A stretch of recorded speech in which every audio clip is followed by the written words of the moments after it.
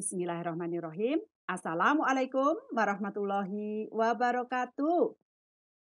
Selamat pagi anak ibu semuanya. Halo, apa kabar kalian? Semoga hari ini semua dalam keadaan sehat walafiat dan kalian semua tetap bahagia bersama keluarga di rumah. Nah, anak-anak, senang sekali menjumpai kalian pada pagi hari ini dalam pembelajaran Bahasa Indonesia kelas 5 bersama Bu Yuli. Baiklah, sebelum kita melakukan pembelajaran hari ini, marilah kita awali dengan berdoa bersama-sama, memohon kepada Tuhan Yang Maha Esa, Allah Subhanahu wa Ta'ala, agar materi pembelajaran yang kita pelajari hari ini dapat kita pahami dan bermanfaat untuk kita. Silahkan berdoa sesuai dengan agama dan keyakinannya masing-masing. Berdoa dimulai. Bismillahirrahmanirrahim. Berdoa selesai. Baiklah anak-anak ibu semuanya yang ada di rumah, kalau pada pertemuan terdahulu kita sudah belajar bagaimana cara mengidentifikasi ide pokok dan kalimat utama dalam sebuah teks. Nah, kali ini kita akan melanjutkan pembelajaran kita, yaitu materi baru, bagaimana cara menggali dan mengklasifikasi informasi dari teks. Kata menggali dalam Kamus Besar Bahasa Indonesia dijelaskan bahwa menggali bermakna mencari atau mengeluarkan sesuatu dari dalam tanah dengan cara membuat lubang. Nah, sekarang kita adopsi ke dalam kalimat menggali informasi. Apa maksudnya? Menggali informasi maksudnya adalah mencari informasi penting yang terdapat dalam suatu teks yang kita baca.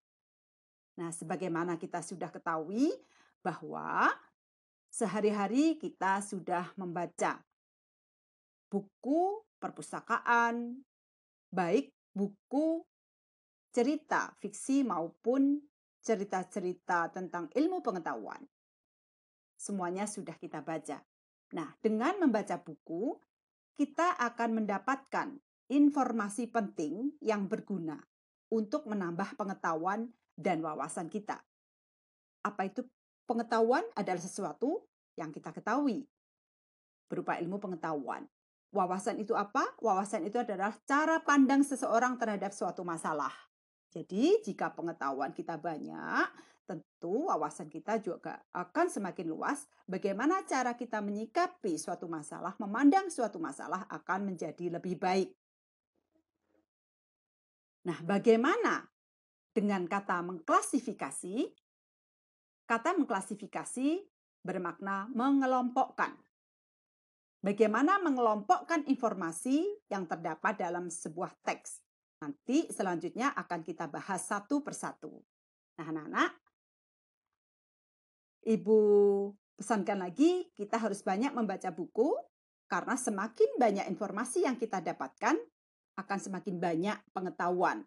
Wawasan kita juga akan semakin luas. Nah, kita lanjutkan bagaimana cara menggali dan mengklasifikasikan informasi dari suatu teks.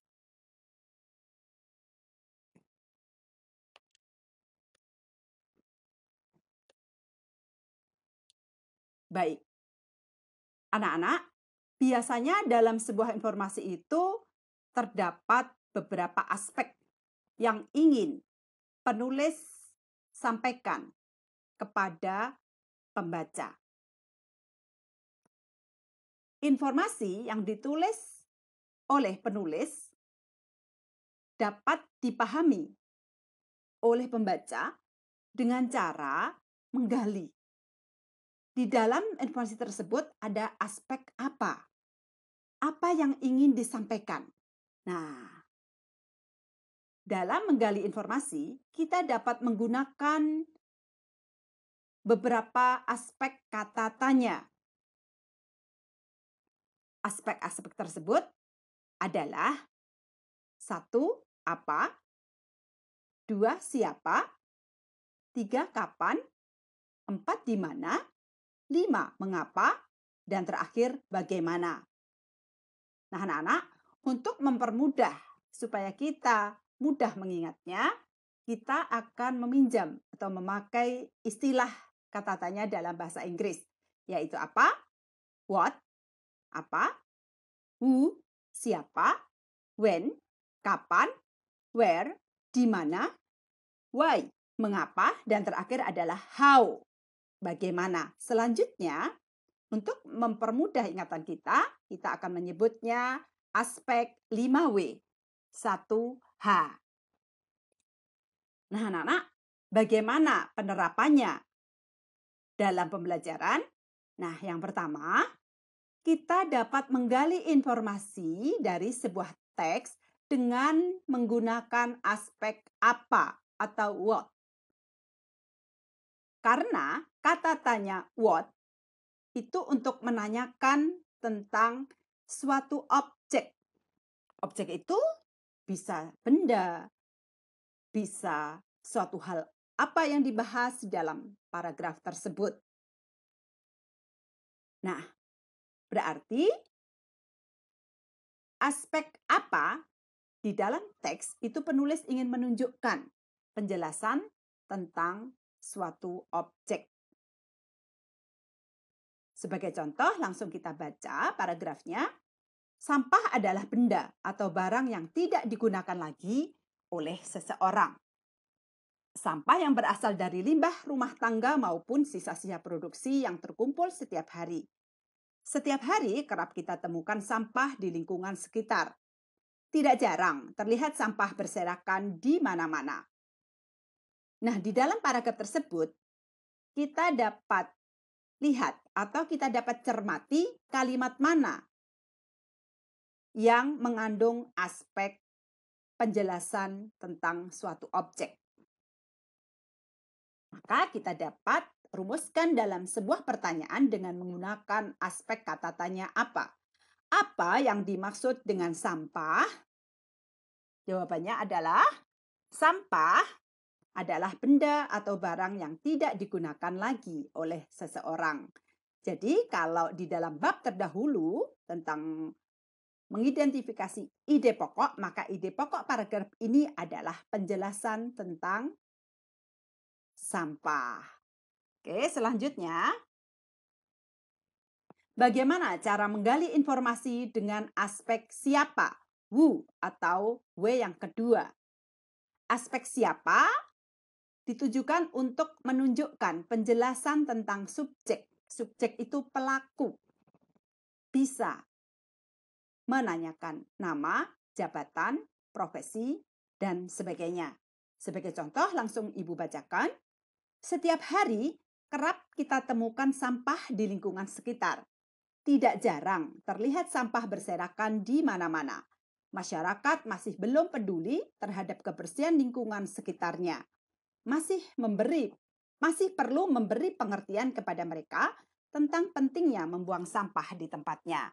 Nah, di sini dapat kita lihat bahwa di kalimat yang ketiga itu terdapat aspek siapa, yaitu masyarakat masih belum peduli terhadap kebersihan lingkungan sekitarnya. Dapat kita rumuskan pertanyaannya dengan kata tanya siapa. Siapa yang belum peduli terhadap kebersihan lingkungan sekitarnya?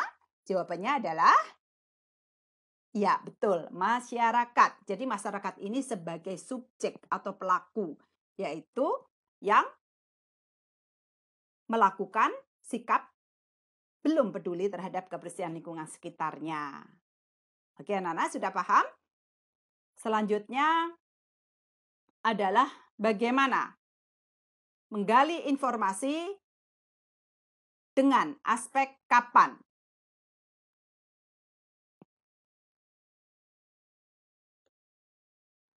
Yaitu dengan paragraf. Ini penulis ingin menyampaikan atau ingin menunjukkan penjelasan tentang waktu. Kita langsung baca paragrafnya.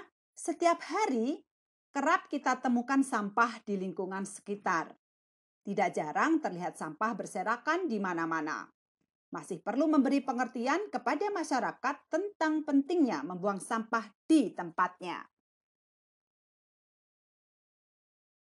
Pertanyaan kapan itu untuk menanyakan waktu. Jadi dapat kita buat pertanyaan, kapan kita kerap menemukan sampah di lingkungan sekitar? Jawabannya adalah ya, setiap hari.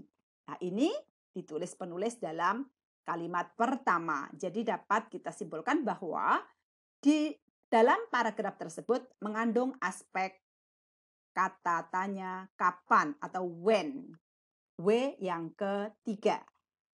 Selanjutnya, bagaimana cara menggali informasi dengan aspek di mana atau where? W yang keempat.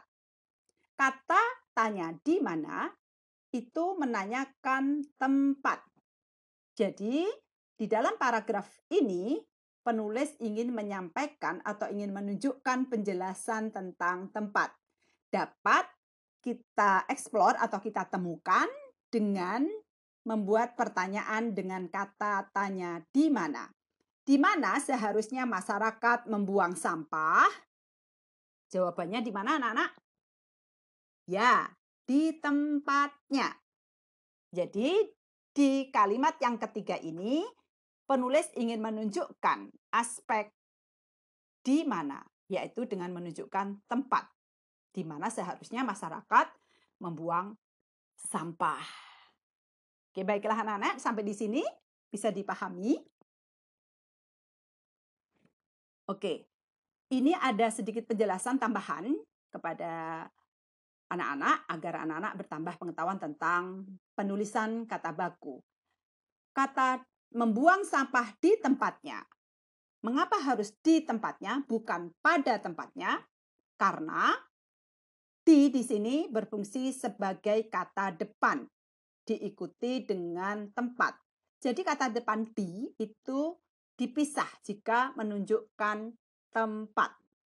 Nah, kalau pada itu menunjukkan waktu, kata tugas yang menunjukkan waktu. Pada pagi hari, pada siang hari, pada pukul 7 dan sebagainya. Nah, itu menggunakan pada. Tetapi kalau tempat ditunjukkan dengan kata depan di. Dan penulisannya harus dipisah, tidak boleh digabung.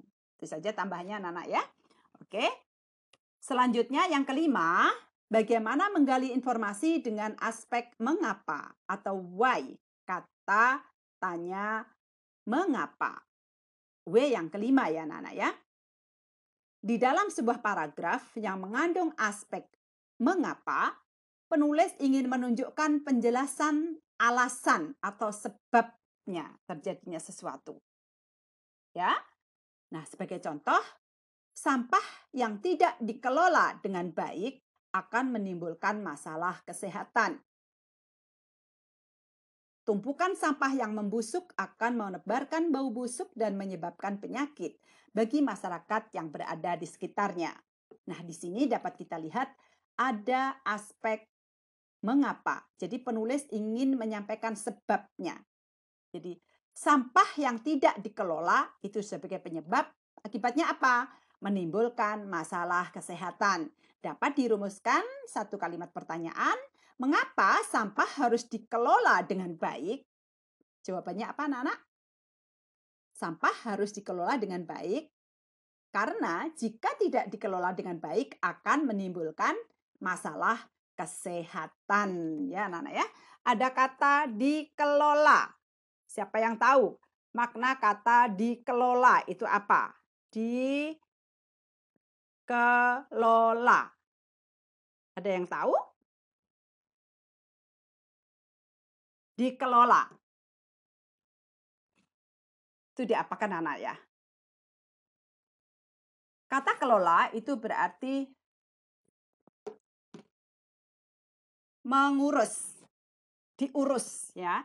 Sampah yang tidak diurus. Jadi dikelola itu diurus sebaik-baiknya supaya lebih tata ya gitu ya istilahnya. Sampah yang tidak dikelola dengan baik akan menimbulkan masalah kesehatan. Jadi sampah yang tidak diurus dengan baik akan menimbulkan masalah kesehatan. Oke, di sini dapat kita lihat paragraf tersebut mengandung aspek mengapa. Selanjutnya yang terakhir, bagaimana cara menggali informasi dengan aspek bagaimana atau how. Jadi hanya cuma satu anak-anak ya di pertanyaan yang keenam yaitu bagaimana. Nah, di sini dalam paragraf yang mengandung aspek bagaimana, penulis ingin menunjukkan penjelasan tentang keterangan keadaan. Bagaimana keadaannya? Boleh tentang cara. Bagaimana caranya? Kemudian proses terjadinya, ya kan? Kemudian bagaimana ciri-ciri dan sebagainya. Nah, ini dibuat pertanyaan dengan kata tanya bagaimana. Langsung kita lihat paragrafnya, kita baca bersama-sama. Cara membuat kompos sangat mudah. Buatlah lubang pada tanah. Kumpulkan sampah organik dan timbunlah di dalam lubang. Tutuplah lubang dan biarkan beberapa hari sampai sampah membusuk. Di dalam paragraf ini dapat kita lihat bersama-sama bahwa ini ada proses pembuatan kompos. Bisa ditanyakan dalam sebuah pertanyaan dengan kata tanya bagaimana. Bagaimana cara membuat kompos? Bagaimana anak-anak? Ya, cara membuat kompos yaitu dengan cara membuat lubang pada tanah, mengumpulkan sampah organik dan menimbun di dalam lubang, kemudian menutup lubang dan membiarkannya beberapa hari sampai sampah tersebut membusuk. Bisa kita olah kalimatnya sedemikian rupa supaya lebih mudah dipahami dan kalian dapat menjelaskannya dengan kalimat yang efektif. Jadi di antara kata tanya 5W dan 1H, maka pertanyaan yang membutuhkan jawaban yang lengkap, yang sejelas-jelasnya adalah pertanyaan yang keenam, yaitu bagaimana. Jika anak-anak mendapatkan sebuah pertanyaan bagaimana, kalian harus menjelaskan sejelas-jelasnya apa yang ditanyakan. Keadaan, cara, proses, atau ciri-ciri. Jadi harus dijelaskan sejelas-jelasnya hingga tuntas. Bagaimana pertanyaan yang lain? Pertanyaan yang lain juga demikian. Pertanyaan apa? Jadi masing-masing kata tanya mempunyai spesifik yang berbeda-beda sesuai dengan tujuannya ya. Jadi bisa direview kembali. Jika kata tanya apa menanyakan tentang penjelasan suatu objek. Kemudian aspek kata tanya siapa menanyakan subjek pelaku, bisa nama, jabatan, profesi, dan lain-lain. Yang ketiga, aspek kapan menanyakan waktu. Kemudian yang keempat, aspek di mana menanyakan tempat. Dan W yang kelima, aspek mengapa menanyakan tentang sebab. Nah, sebab ini juga harus ditulis dengan jelas. Dan yang terakhir, aspek bagaimana.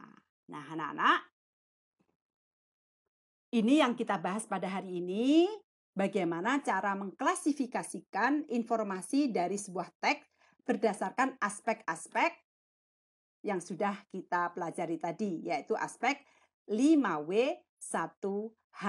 Nah, untuk selanjutnya, nanti kita bisa lanjutkan pembelajaran kita, langsung kita praktikkan bagaimana kita menggali informasi dan mengelompokkan atau mengklasifikasi aspek-aspek yang terdapat dalam teks tersebut, sehingga kita dapat menarik informasi, mendapatkan pelajaran dari teks yang kita baca. Baiklah anak-anak, mudah-mudahan yang Ibu sampaikan pada hari ini dapat dipahami dengan baik dan bermanfaat untuk pembelajaran selanjutnya. Terima kasih sudah mendengarkan. Ibu akhiri. Wassalamualaikum warahmatullahi wabarakatuh. Selamat pagi dan salam sejahtera bagi kita semua.